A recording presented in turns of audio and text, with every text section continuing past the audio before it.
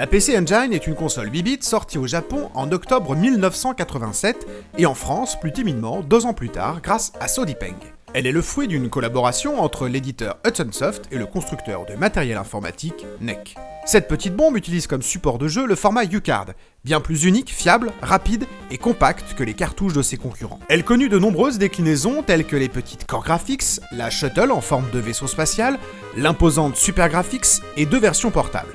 La PC Engine GT en couleur avec rétro-éclairage et la PC Engine LT équipée d'un tuner télé, malheureusement inutilisable en France. Ces 2 dernières versions utilisaient les mêmes U-Cards que les consoles de salon.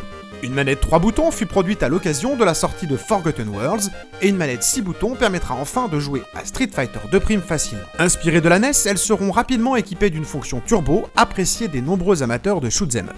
Seul bémol, nous n'avons qu'un seul port manette. Pour jouer à plusieurs, il faut utiliser un multitap 3 ou 5 ports. On retrouve aussi des sticks arcade, un module de mémoire permettant de sauvegarder ses parties, et des accessoires fantasques comme le contrôleur dédié au jeu d'argent japonais Pachinko. Son port d'extension lui permit d'évoluer et de tenir tête aux 16 bits avec notamment des kits de mémoire pour faire tourner des jeux gourmands et une incroyable nouveauté, le lecteur CD sorti en 1989. Ce fut la première console de l'histoire à en disposer et une vraie bouffée d'air frais avec l'arrivée de jeux qualité CD. Le constructeur aura plus tard l'idée de combiner le lecteur U-Card et le lecteur CD sur la même console pour former la gamme PC Engine Duo. NEC avait là un produit détonnant au Japon mais souffrait d'une politique de distribution trop restrictive, d'un catalogue de jeux fourni mais trop peu exporté en dehors du Japon et d'un prix relativement proche des 16 bits.